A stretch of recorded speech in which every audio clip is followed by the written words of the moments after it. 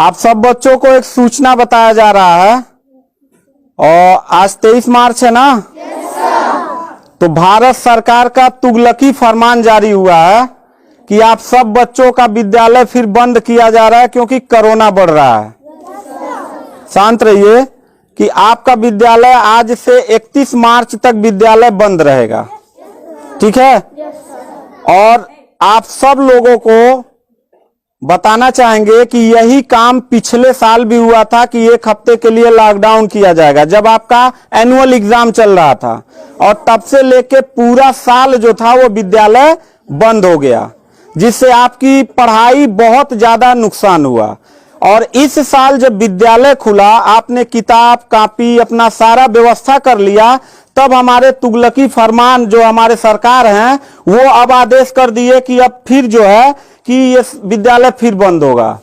माननीय योगी आदित्यनाथ महाराज जी, मैं आपसे पूछना चाहता हूं कि आप बच्चों के भविष्य के साथ और जो प्राइवेट अध्यापक विद्यालय में पढ़ा के अपनी रोजी रोटी कमा खा रहे हैं, उनके पेट पे लात क्यों मार रहे हैं? इन बच्चों के भविष्य के साथ खिलवाड़ क्यों कर रहे हैं?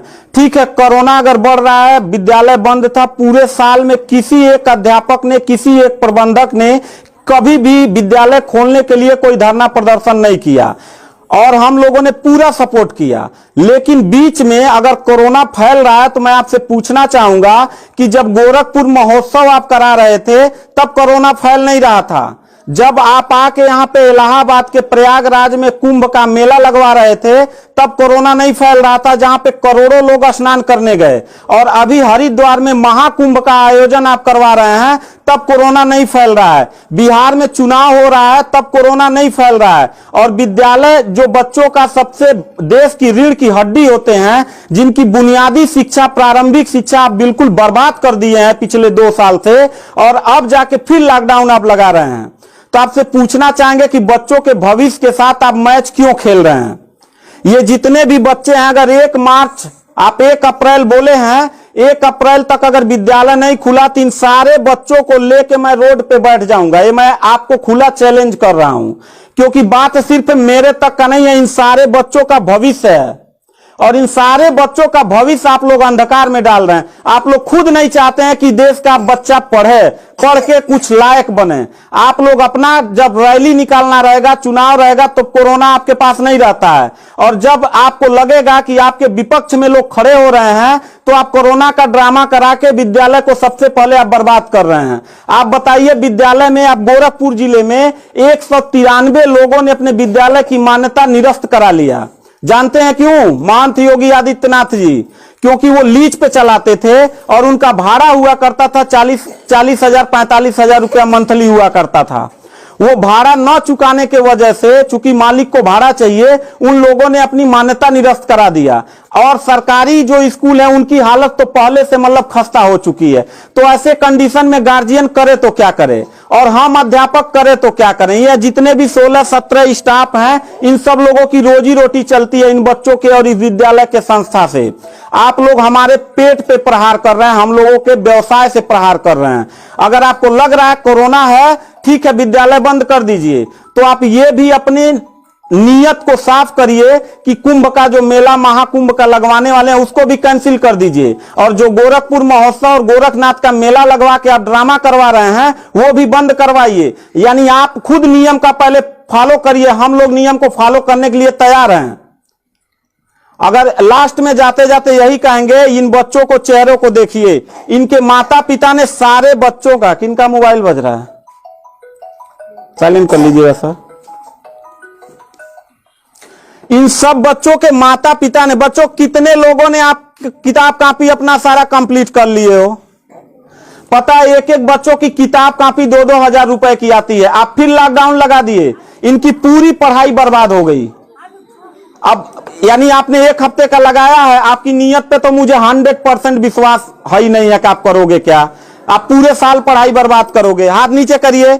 अब ये बच्चे करेंगे क्या? किताब लेकिन के गार्जियन करेंगे क्या? हम लोगों ने पूरा कोऑपरेट किया सरकार को। जितना दिन लॉकडाउन लगा था उतना दिन का मैंने पूरे सभी विद्यालय के लोगों ने शुल्क माफ कर दिया, क्योंकि गार्जियन के ऊपर कोई लोड न पड़े। हम लोगों ने टीचरों को पेमेंट नहीं किया, क्योंकि हम लोगों ने जब फीस नहीं लिया तो पेमेंट कहां से करें। हम लोगों ने पूरा सरकार का साथ दिया, जितना हो सकता था सब लोगों ने साथ दिया। लेकिन अब इतनी कंडीशन होने के बाद, विद्यालय खुलने के बाद आप लोग विद्यालय बंद कर रहे हैं, ये बहुत ही गलत कर रहे हैं। और आपका पॉलिटिकल जो फंडामेंटल जिस पे आप चल रहे हैं कि जिन नियतों पे आपका बर्बाद होने वाला है, मैं लिख के आपको दे दूंगा कि अगर फिर से 1 अप्रैल के बाद, ठीक है, अगर 1 हफ्ते के रोकने के बाद कोरोना भाग जाता तो मतलब 1 हफ्ता आप बंद कर लीजिए, बिल्कुल हम लोग 1 हफ्ता नहीं पढ़ाई कराएंगे।